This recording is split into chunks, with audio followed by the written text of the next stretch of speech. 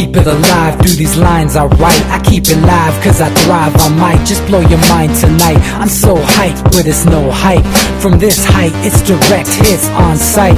I'm your type, lend me your ears to show you that there's something in me. I'm not giving up, I'm standing right here, holding these days hostage. And I'll make this my year. We turning fear into love, and the love's in the air. I love doing this cause nothing compares. Nothing can share that same type of feeling when you feeling and flare. They can't catch it, it's havoc. I rip to a tear, switch a scenario on stereos, I leave them impaired. Variables start to change and they're all in my range. I just gotta grab it, it's all mathematics. Every step is drastic, I make it fantastic. I'm trying to take your breath away. Asthmatic. This is live through the stereo. Go and let it blow, blow through the stereo. I'ma let them know through the stereo. Yo, here we go through the stereo, stereo. This is live through the stereo. Go and let it blow, blow through the stereo. I'ma let them know through the stereo. Yo, here we go through the stereo, stereo. Yeah, just nod your head with it, so explicit and vivid. Every image is intricate, intimate. I put my all into it, no scrimmage and no rules. I'm a pro tool, hear my heartbeat, beat into the vocals. I'm so loco, lost my mind, oh no.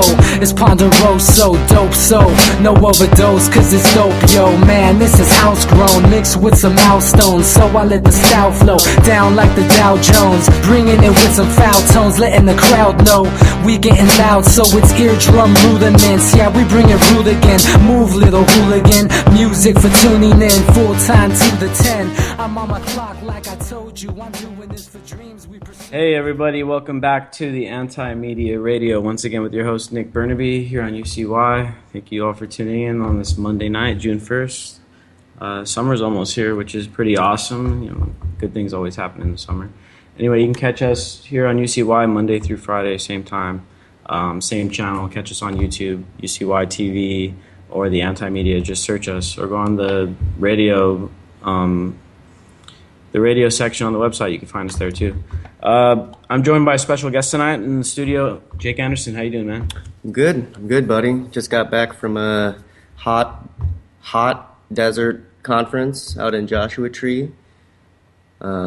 Concerning UFOs and government secrecy.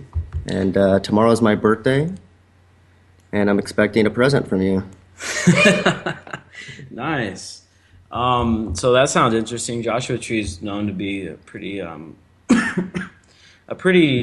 unique place when it comes to people experiencing things. And, there's that old story about Jim Morrison going out there and doing drugs and, realizing a bunch of stuff and, those kind of things. I've got some friends that have been out there and had some pretty amazing trips and tales to speak about. So I'm sure you had a interesting time, to say the least, out there. Jim Morrison had, I think, multiple locations he went to and had experiences, drug experiences. I don't doubt it. I mean, he was pretty experimental. We're also joined on the call by our co-host, DB Schwartz. How you doing, man? Doing good, man. Just seeing what's going on in the news and whispers of Kerry getting, I guess assaulted. Did anybody hear about that? What? No, I didn't hear anything about that. Some broken leg or something. I guess he was at some conference over in the Middle East. A broken leg from an act of violence against him, or tripping and falling down the stairs? That's where there's no real information coming out, but just to say that he's injured. Poor Kerry. Yeah, God. He's only been responsible for several 100,000 deaths in his life. Yeah. And then Biden's son. I mean, he's not Biden, and who knows if Biden's a bad guy, but a lot of weird stuff's popping off. Yeah, man. There was the other controversy with one of Biden's. I presume it's one of his other sons that became a chairman over at one of the gas corporations in Ukraine. Like shortly after, just pretty recently. It was after Gazprom, right? Yeah, I think it might have been Gazprom, one of the big oil giants out in Ukraine. One of Biden's other sons became a chairman of one of these companies. So that is also kind of a weird little spin to this whole thing that happened with Biden. And yeah, like you said, it's not Biden. Who knows? His son was probably a good guy. You can't blame his son because his dad's a jackass. But yeah. We got all kinds of stuff going on. I mean, the big news, as far as, in my opinion, the thing that we gotta have to keep a really close watch on is this whole Patriot Act expiring, and what's going to happen with that and how we're going to deal with that. But anyway, mostly everyone probably already knows there was a filibuster that happened last week led by Rand Paul, and he went for like 10 hours, and he was able to block the basically the debate of the Patriot Act. And they had to reconvene on Sunday, the last chance that we're going to have before before they were going to go on recess. And it's kind of funny that Congress goes on recess. Isn't that what little kids do at school? Yeah, they go play in the playground. So they get to go home and do whatever for a while and still get paid for it. Anyway, last night was the last chance that they had to really get this Patriot Act extended. And we're talking about Section 215 of the Patriot Act, and basically that's the part of the bill of the original Patriot Act that allowed for the NSA to spy on U.S. citizens en masse. It allowed the bulk data collection where they just cast a wide net and then they filter through it based on keywords and algorithms and stuff like that. But this is what the section did, and now it's expired as of 5 o'clock today. Section 215 of the Patriot Act is expired, and it was also recently ruled illegal by the Second Circuit Appeals Court too. And so that's one of the reasons why I think Rand Paul decided to go filibuster this thing. Of course, it was partially politically motivated. It's to build fundraising and to build network for his presidential campaign. But at the same time, it's also something that is applaudable. He put a stop, at least for now, for the time being, and we're going to go into this, for the time being, it's stopped. They're not bulk data spying on U.S. citizens at this moment that we know of. I mean, there's probably not other with programs. An official program. Exactly. There's probably other things going on. But the thing is that the Congress is already on the move with this USA Freedom Act, and this is what we have to be really concerned about, because the USA Freedom Act, we talked about this like maybe 2 weeks ago. It's basically what's going to replace the Patriot Act, these sections of the Patriot Act, and it's supposedly going to be a major reform to the system. At least that's what it's being sold as. But if you look at the people that are actually privacy advocates, they show that this USA Freedom Act is basically just Patriot Act 2.0. All it does is it shifts the bulk data collection over to the corporations. And instead of the NSA storing and processing the data, the big data companies that already do that get to hold this information longer. So and everything then the NSA else can go in and say, okay, here's what we want, here's what we need, and they can just aggregate it that way. So like every other thing, they're privatizing it so there's no accountability. Exactly, and that's what the USA Freedom Act is. It's the privatization of the NSA. At least portions of it.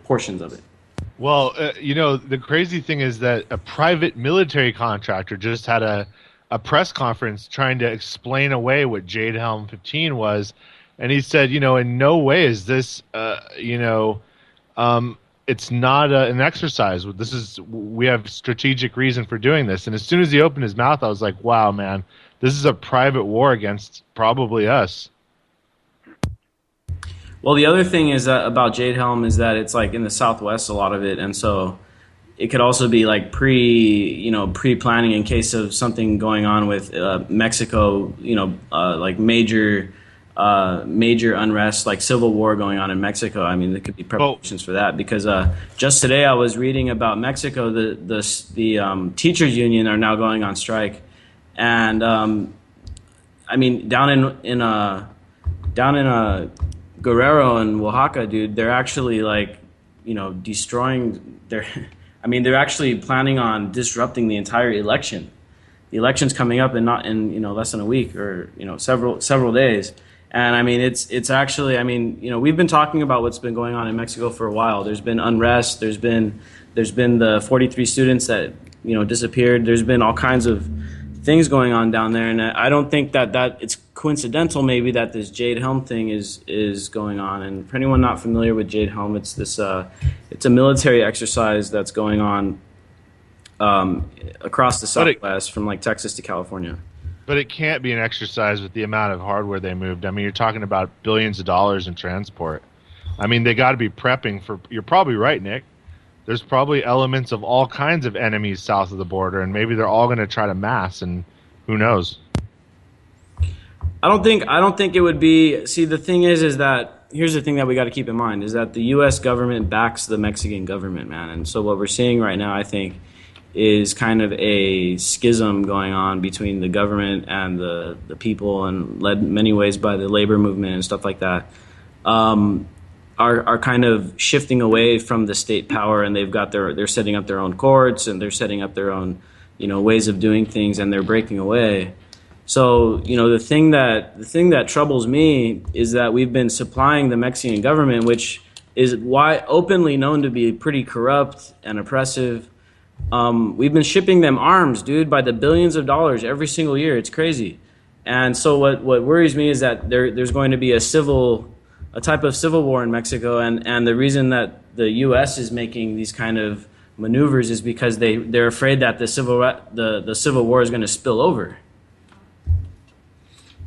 Yeah, you could be right. I mean, that would be absolute pandemonium. So I think could we see have that. I think we have Manny on the line. So I think, Manny, if you're there, man, maybe you can jump in because I know you know more about this than any of us. What's up there, Nick, Jake, DB Schwartz? Yeah, just basically, that's what exactly the correct word that we've been saying in Mexico, that they're afraid that it's going to overspill into, for starters, San Diego County, and stuff like that, and every other border you can think of, And so we're looking at Michoacan and Guerrero where the things are just completely to the point that they said they're going to disrupt elections this coming week, and so just, and then you got the hunger strike for 2 political prisoners happening down your way at the Mexican consulate. They have a hunger strike going on down there and stuff like that. So it's just kind of really a very, sad thing and stuff like that. And so there's a lot of things going on, I'm still fired up about that Monsanto deal in San Diego. Got to see all the media gangsters out there, so that was pretty cool, so just, and got to fight all these terrorists, stuff like that. There's a lot of bad things happening down here in L.A. too, where we're just having to, battle the dang cops. And now we got another problem in Long Beach where, the student was shot. And so now there's going to be another thing happening and stuff like that. So, how that goes. Yeah, man, it's like it never stops.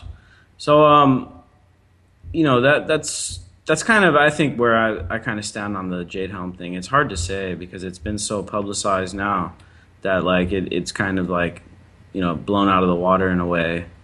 It's become its own operation, just the rumors of it, Yeah, exactly. There's already counter operations going on too. There's like militias that are going out there that are going to make sure. Right? Maybe this is to draw people out, right? So, this here's what gets me about this whole Patriot Act debate and stuff. And it's like the court just ruled this shit illegal, man. Like all this bulk data collection, it's been ruled illegal by the courts. And these guys in Congress, who was it, Mitch McConnell, I think it was, he's sitting up there trying to say, no, we got to extend this stuff. We got to extend it for at least 2 more years, and we got to do this, and it's like, dude, it was just ruled illegal. Do you not give a shit about the Constitution or what? He's thinking with his jowls at this point. I mean, he's thinking with his pockets, right? Yeah. I mean, this guy's obviously being bankrolled by the surveillance industrial complex. Don't think that it doesn't exist. That's who Snowden was working for, dude. Snowden was working for Booz Hamilton, which is one of those big multi-billion-dollar contracting companies that works with the NSA. Speaking of Snowden, quick sweet quote from him that you guys might have seen, but he said, arguing that you don't care about the right to privacy because you have nothing to hide is no different than saying you don't care about free speech because you have nothing to say. I think that's a good... Exactly, man. And Snowden has hinted at this so often. That's what I appreciate so much about how sophisticated he is and his understanding of how this surveillance turns into indirect censorship. Is because the more we think the more that we know people are spying on us, the more and more we're going to self-censor ourselves. Right. To a point where everything is going to become so like normally like controversial, that no one's ever going to be able to challenge the status quo without looking like a heretic. That's a big point Bernie Sanders has been making recently. And I'm not openly supporting Bernie Sanders for president or whatever, but that's his big point with this, is that he doesn't want to see a generation of children growing up censoring what they're saying and thinking out of fear, out of panopticonic fear. Yeah, and Bernie Sanders came down on the right side of this NSA debate. He supported the filibuster. He helped in the filibuster. I mean, the two candidates I've seen any kind of, at least the stuff they're doing is spreading positive information. Bernie Sanders and Rand Paul. I mean, that's it. Everyone else is completely just off the deep end. And I have my own theories on this. I don't support any candidate, but I'm glad that Rand Paul did helped stop the Patriot Act. I'm glad that Bernie Sanders helped stop the Patriot Act. Now it's up to us to talk about this USA Freedom Act. Right. And there's varying different degrees of people talking about this. Basically, Congressman Justin Amash, which is a civil libertarian from Michigan, he basically says the USA Freedom Act threatens to undo much of the progress resulting from the Second Circuit's opinion, which is the ruling I was talking about earlier where they said that it was illegal.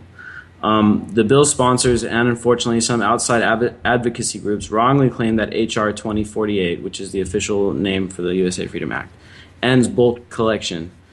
It's true that the bill ends the phone dragnet as we currently know it by having the phone companies themselves hold, search, and analyze certain data at the request of the government, which is worse in many ways given the broader set of data the companies hold. But H.R. 2048 actually expands the statutory basis for large-scale collection of most data. This is coming from a congressman that has read the bill. You know what I'm saying? And this is his public statement that he put out, because this guy is actually pretty legit. He puts out a statement on all of his votes and all that stuff. But the original USA Freedom Act was actually a much better bill, and it actually did undo a lot of the NSA's overreaches. But what happened was, as it went through Congress, they kept amending it, and the Hawks got their way with it. And basically what happened was now the bill is basically toothless. It won't do anything. It doesn't restrain the NSA. It just shifts the work over to the private sector. And then the FISA courts still are the ones that approve and deny the data collection. In a way, it's also a backdoor right into the servers of these companies too. Because now they're going to have even more access to this company's data records. And what it'll do is a non-compete clause too, and that's going to basically ensure you're going to get people that aren't loyal to anything but a paycheck supposedly protecting us, and now we see it for the racket that it is. Yeah, dude, exactly. And I think there's going to be a lot more people stepping forward like Snowden, especially now as Snowden is definitely coming into a much better light now that we're seeing, okay, look, the stuff that Snowden exposed, or at least helped expose, that stuff is being ruled unconstitutional in the courts. That is validation, is it not? I mean, if I were a whistleblower and I exposed some stuff and then I see that the court says, okay, well, you got to stop doing this, it's illegal, I'd be like, okay, I did my job. That's why I blew the whistle. I mean, Snowden now to me is even more of a hero than he was before. He's now able to actually claim that he helped do something. Absolutely. The reform has come in a way that could be short-lived if we don't put a stop to this USA Freedom Act. Once again, the Electronic Frontier Foundation put out a statement that basically says the USA Freedom Act falls woefully short of reining in the mass collection of Americans' data. All right, hold on a second. I'm getting a call here. Hold on, sorry. All right, according to the Electronic Frontier Foundation, the Senate is uniquely positioned to improve the civil liberties protection in the USA Freedom Act by adding additional transparency and oversight provisions, adding stronger limitations on the collection of data on innocent people, and throwing out some of the recently added provisions to the bill that were included at the behest of the intelligence community. So basically what they're saying is that literally the intelligence companies and their cronies that they have in Congress took hold of this bill that was at first a protection. They amended the shit out of it, and then when it finally got passed through Congress, it basically doesn't do anything. And now the Senate is debating it this week. And it's being sold in many ways by the media and everybody that, this is going to be the thing that reigns in the NSA officially. And That's couldn't be any further from the truth. It really isn't. That's the reason I'm doing the campaign, and I hope you guys cast your vote on casting your vote for president. Cast and say nobody for president. Yeah, I'm with you on that, man. Honestly, because even if the candidate that you want to get in gets in, then it's just going to be a huge disappointment or worse. So, I mean, it's kind of screwed with the state of American politics right now. It's an oligarchy. You can't just elect your way out of it. You got to like structurally address what's going on here. Otherwise, it's just like it's kind of just spinning your wheels in a way. Honestly, like campaigning out there and stuff. It's for me, it's hard to rationalize. We have a caller on the line from 630 area code. How's it going? What do you want to talk about? Government phone call. Something like that. Hey, 630, are you there? All right, we lost 630. I don't know if he was. I think he was calling just to listen to the show. Anyway, yeah, I mean it's a matter of this spying being a overarching issue of just total censorship, because it leads to people more and more not wanting to speak out. They don't want to say anything because they know it's being spied on, and all this Selfiegate stuff, all these things like that are really, they lead people to censor. They censor themselves, and people shouldn't have to be worried that there's going to be eavesdropping or that their photos are going to leak and things like that. I mean, that's not what we should be having to worry about, dude. And that disrupts our way of thinking to a point where it could change the entire course of civilization over time, and that's what Snowden was really worried about. He's worried about this censorship. He's worried about this cultural shift that comes from the chilling of communication because of this huge Big Brother threat.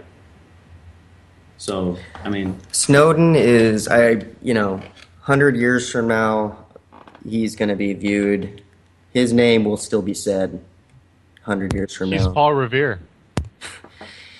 Yeah, he really maybe. is. He's like the new Paul Revere. Yeah. We should start calling him Paul.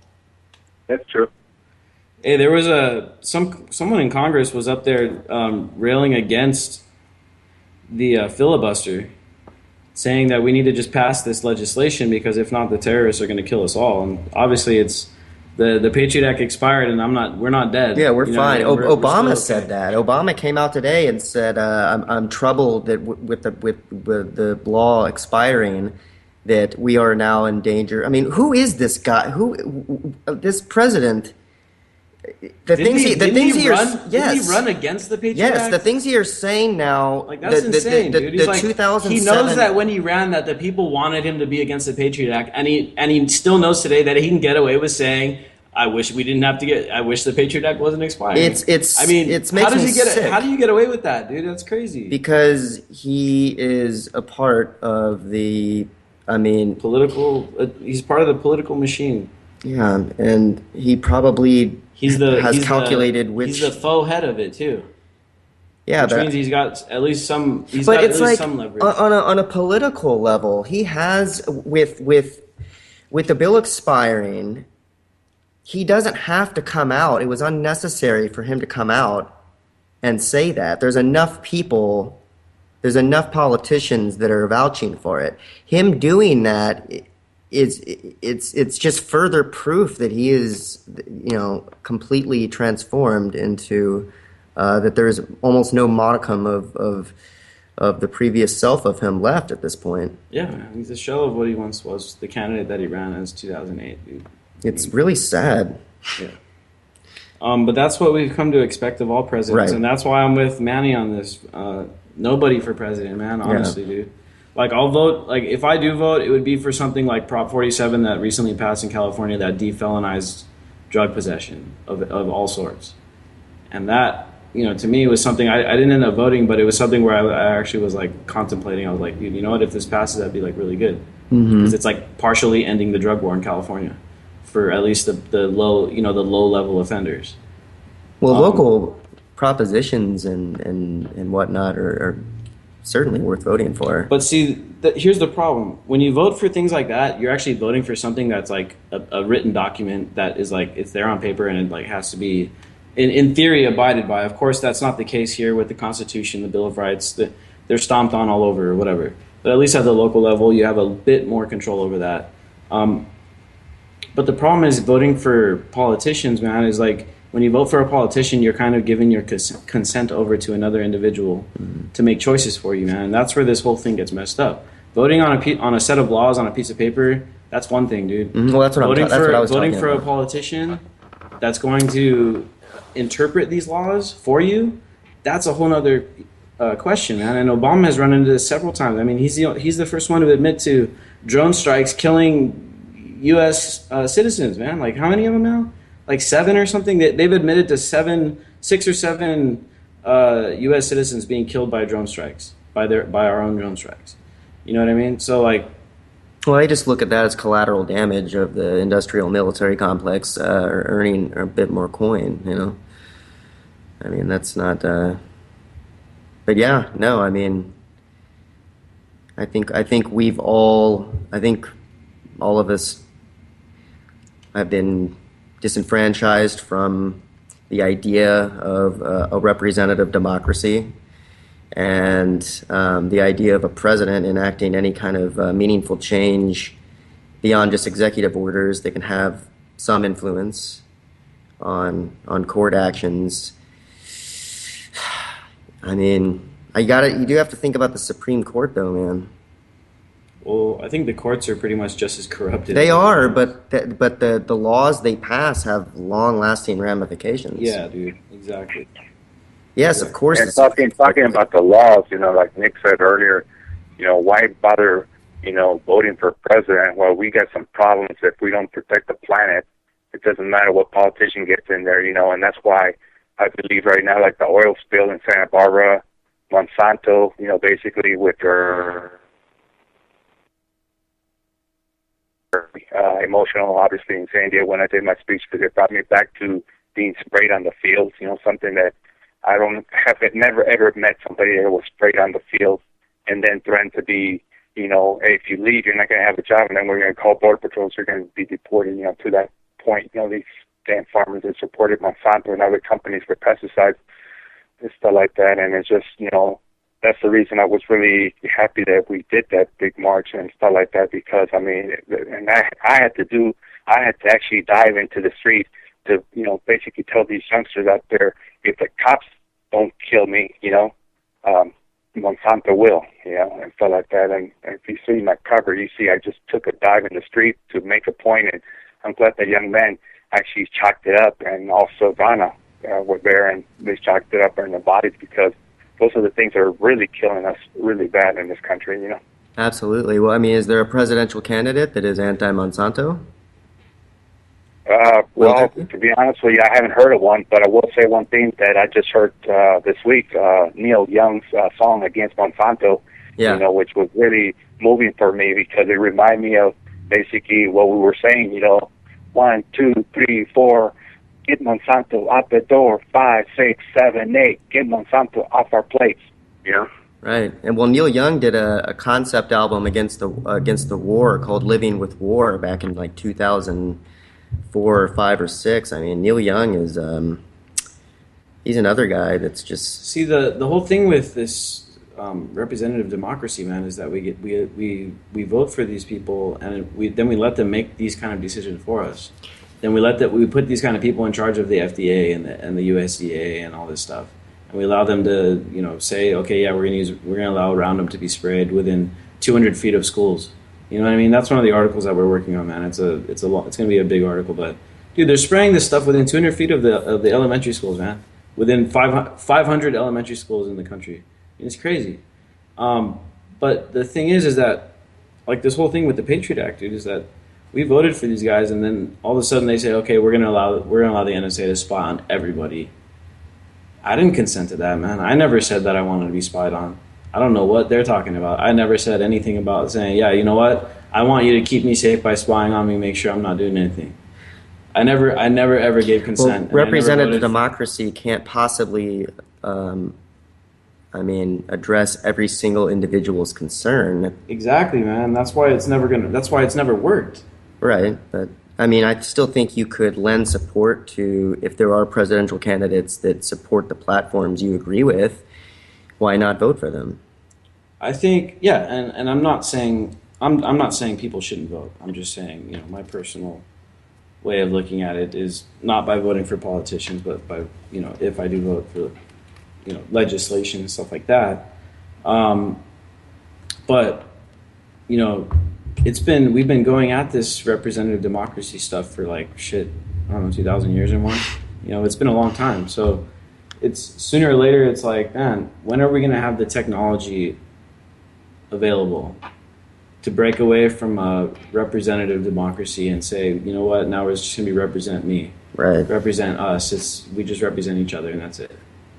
And Well, that's a bold concept, my friend. yeah, man, and that's why we gotta embrace technology like BitCongress, man. Like I've talked about this before on the show. Anyone out there that's interested in the whole blockchain stuff, I mean, it's a really interesting, and anyone that wants to get into it, you got to be really, really good at mathematics. Yeah, stuff and like I'm that. not, so I Yeah, but there's this thing called BitCongress, and it's my friend Morgan Rockwell basically came up with it, and it's like a blockchain-based voting system, and it really could change the way everything, voting and all this stuff is done. That is rad. And you take the politicians out of the equation and replace them with the blockchain, which is like this uncrackable code or whatever. I don't even understand it, but it's completely transparent and it's like uncorruptible, basically, and it's brilliant. And these are the kind of ideas where we can get rid of this bureaucratic nonsense. We get rid of the politicians. We get rid of the bureaucracy. That's the only shit holding us down, man. If it weren't for all that wasted money, all the people in the country that were poor would be taken care of. Mm-hmm. At least Everyone in theory, they should be. I mean, if we weren't spending all this money on all this other crap, I mean, that it wouldn't even be a problem.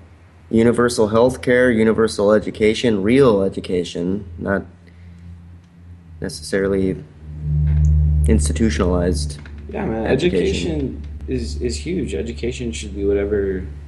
The education just needs to be way more diverse than what it is, man. But it should be universal. It should be free. Just sending people through schools and stuff like these public schools. It's kind of they're trying to fix huge problems with broad strokes, and all these problems are unique in every community and stuff. And it's well, how is the federal government going to tell our community how to implement our the stuff that we're supposed to teach these kids, when our community is vastly different than Washington, D.C. or Sacramento or wherever your capital is. So to me, it's this whole, we could remedy this whole situation by decentralizing and implementing technology and innovating. And we can break away from all these ideas of these huge, trillion-dollar bureaucracies and things like that.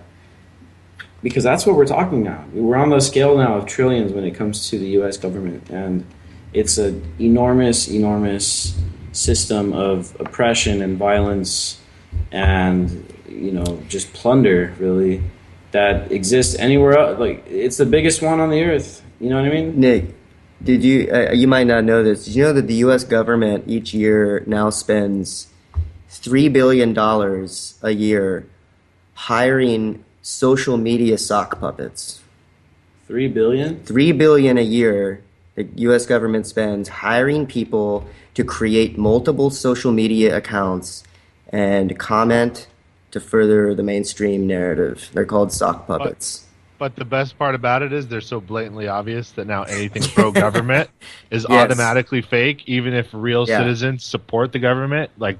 I would say a good 30% of the completely asleep people, and now their voices are just worthless. Yeah, they're not good at their job, these sock puppets. Yeah, if they're spending $3 billion a year, dude, they're not doing a very good job at it. Well, they're so over-dominating now that I think some of the algorithms are blocking their own crap. I think you're right on that, man. I wouldn't doubt it, man. Would not doubt it. And it was just recently in the NDA, 2012, where they re-legalized propaganda, basically. And Voice of America and other outlets are literally U.S. government funded.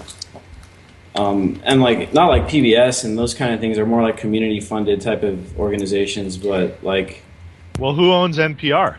NPR, exactly. From 1998 to 2010, NPR was owned by one of the most, proto-nationalist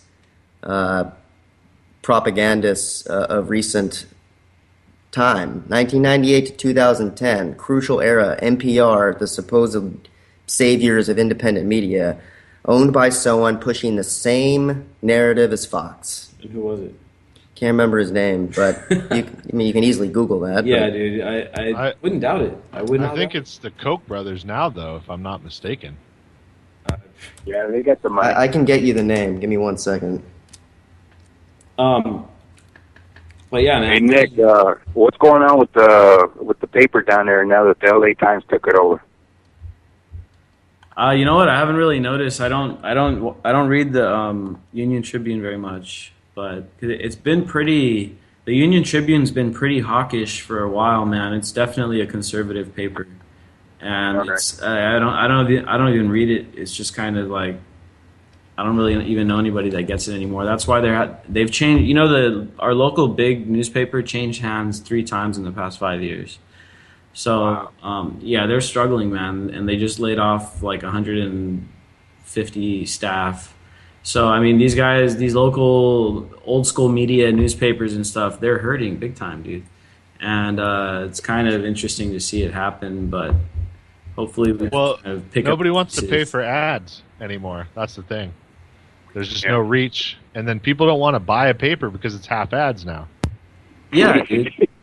And digital ads are so much more effective because they actually target users based on their like search history and stuff like that.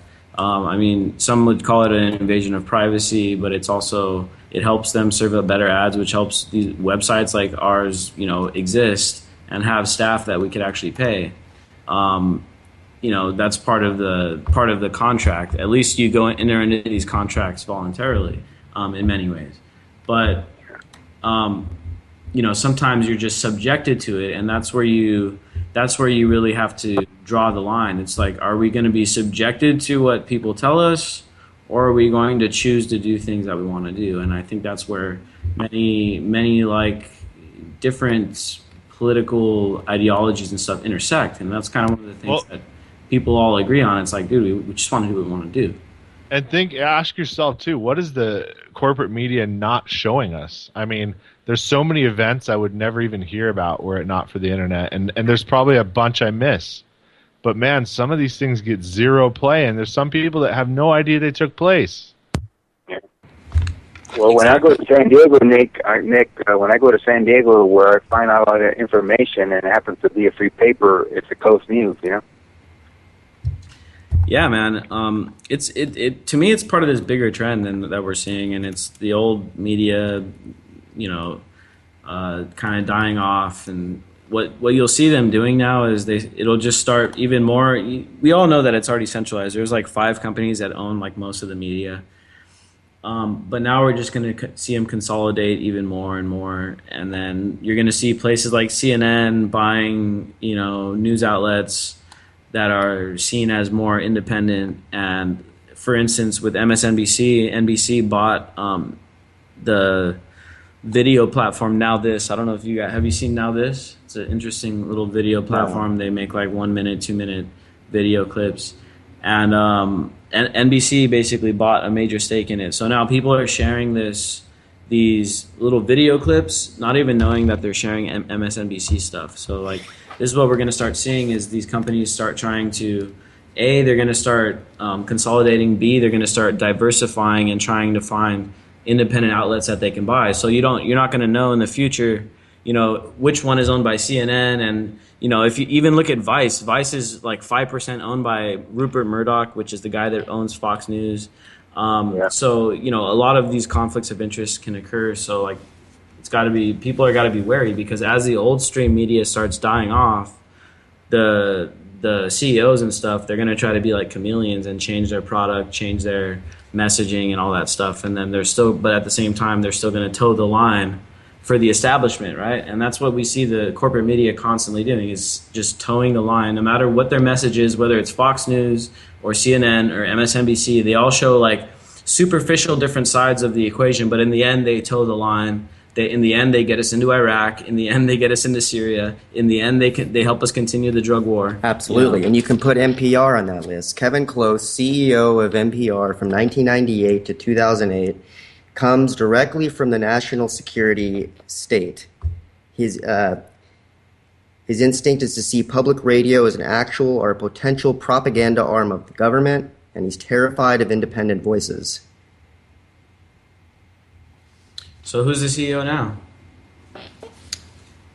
So yeah, man. So this company is rooted in this kind of propaganda, nationalist propaganda, pro-government stuff, get us into wars and all that. And that basically is the same exact thing as the corporate media, man. And so, while we're talking about this, we moved on a little bit to the voting thing. I wanted to bring up a story and wanted to see what everyone thinks about it. And it kind of reminds me also of what's going on down in Mexico, where there's these autonomous areas where they're breaking away and stuff. Because they're starting, some of the tribes up here also doing the same thing, some of the Native American tribes. And this recent story comes out of Maine, where basically at least three tribes are breaking away from the state. And they basically said it was a failed social experiment to be part of the state. And they kind of broke away and said, we're our own autonomous nation. Now you guys have no say over what we do. And that kind of falls in line with what's going on in Mexico too, where there's those places where they're breaking away and they're becoming autonomous regions. And in many ways, it's kind of a similar thing. But what do you think of this as like a bigger solution, as far as more like counties like seceding, breaking away from the current government status quo and saying, look, we're gonna go it alone, and we no longer fall under your authority? Can like counties do that, break away? And is that a way of like decentralizing the power structure? I mean, is that a viable solution? Or there are seasteaders trying to do that. There are people trying to build seasteads out in sea that are beyond any sovereign government. And of course, I don't know, the kind of resources that would be necessary to do that would probably require buying from a sovereign state. But can you make it drone proof? No. Well, but to answer your question, I mean, I don't know. I can't imagine a group seceding without being stigmatized as a cult and eventually Waco killed. Yeah, I mean, it would probably have to go state at a time. And I don't know if you guys know, but there's actually a huge secedist movement in Texas. Huge. Oh, what a surprise! Huge, man. Oh, what a surprise! Those floods happened. Yeah. Oh, come on. So there is a big secessionist movement down in Texas. Yeah, interesting. Yeah. And it's not all a bunch of white supremacists like people would lead you to believe. There is a lot, there's a lot of different people down there that are actually for secession. And it's a pretty interesting concept. I think it would come down to a very Civil War-like type scenario. I don't think people would just see the thing about a big centralized government is it gets really scared if you start challenging the status quo. If a state, and also in Hawaii too, man. There's movements in Hawaii trying to break Hawaii back off from the United States, claiming that it's just an illegally occupied territory of the Hawaiian Kingdom and stuff like that.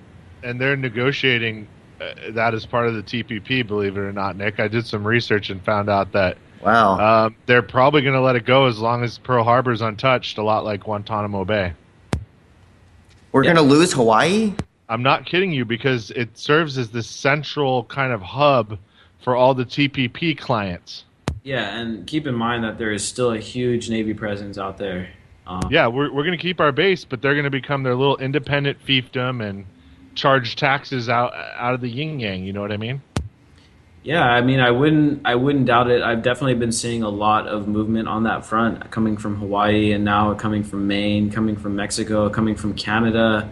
This is an emerging trend that I think is something to be studied and looked at and at least evaluated to see, is it viable? Is it a way of challenging the status quo? I mean, this is a interesting concept. I mean, it's not new per se. I mean, we're experiencing it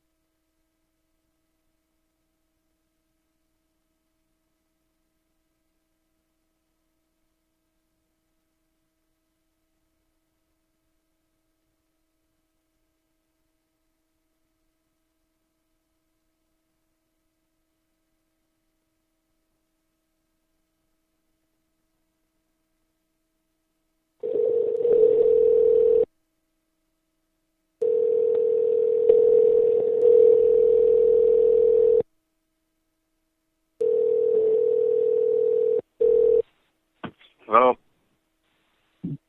Hello?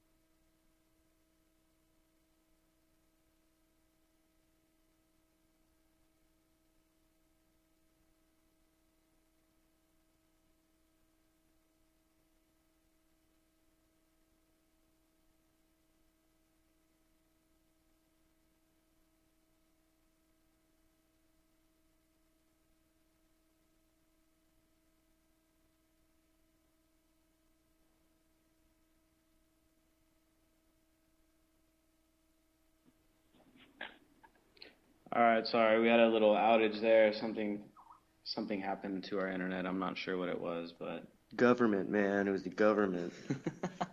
I mean, it might have been. Who knows? No, probably Well, we wasn't. were talking No, about the Patriot Act's over, dating man. site. It wasn't. At least for a couple days, we're good. So, it's all Well, good. you did mention a dating site for activists, so maybe that was what. Yeah, I think good thing that's what we were leaving off on when the call ended there. Because that was that. At least we weren't talking about anything really important. Right. But back to that, I do think it is important to reach outside of the people who think alike and find people that think differently. Well, And if there is communicate with them and find common ground with people and so it becomes a lot more easy for people to accept freedom if they're willing to accept other people for the way they want to do things. Well, if there is going to be a Tinder of activism, just make sure you swipe left. All right, I think we got our connection back up here, so I'm going to switch back so we can get our callers back on the line.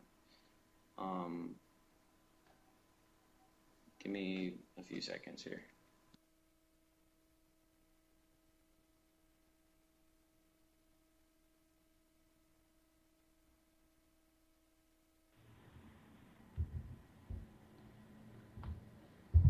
All right, we're back. Sorry about the outage there. Something went down with our internet, but we got it back online anyway.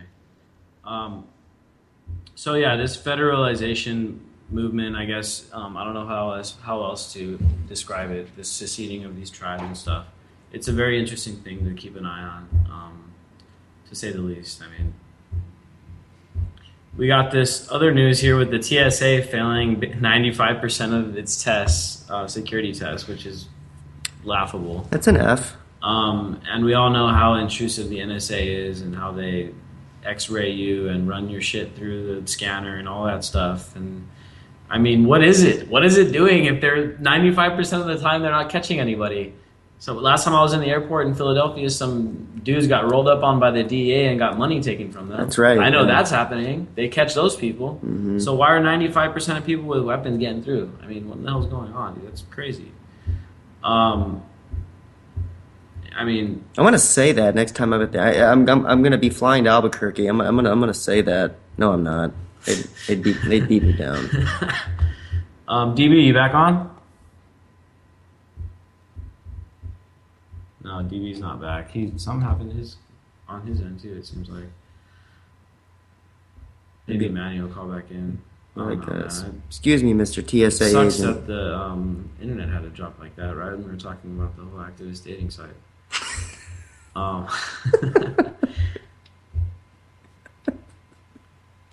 So what do we make of this Ross Ulbright case? He's the guy that was one of the founders of the Silk Road. Oh, the Silk Road. Oh my God. He now look, if you break a law and you know there's a chance of going to prison, you have to be able to accept some of the consequences. But this guy is going to spend life in prison at one of the most horrendous. I don't know the word to describe for it. He's going to get he's not going to be able to speak to anyone. And in fact, this prison is notorious for the only thing you can watch is religious programs from the 80s. Yeah. It's like this weird. He got life in prison, man. So this thing to me is so hypocritical because, okay, I mean, if we're going to argue that he broke some laws and stuff, okay, that's fine. He deserves a punishment. Does it need to be multiple life sentences? No. Second of all, dude, and here's what gets me. Wasn't it just like a week ago that these banks got fined $5.7 billion for rigging global financial markets? And not one banker goes to prison. Not one banker. And nobody's in jail. This guy, it's the same thing. The Silk Road wasn't him. It was his company. Why is he going to jail? And why are these bankers walking free? Well, what in the hell's going on? Well, the only reason Madoff went to prison is because he scammed the scammers. Well, he ripped off the rich people. Yeah. So that's to me, man. It's like such a hypocritical thing. It's like crazy, dude. I mean, they're jailing people for life sentences for things. They're throwing Chelsea Manning in jail for 30 years. Aaron Schwartz, was, killed himself because they were. It's hypocrisy, man. Yeah. It's hypocrisy. You just gotta keep fighting it. Thank you, everyone, for tuning in. Catch you tomorrow, same time, same place.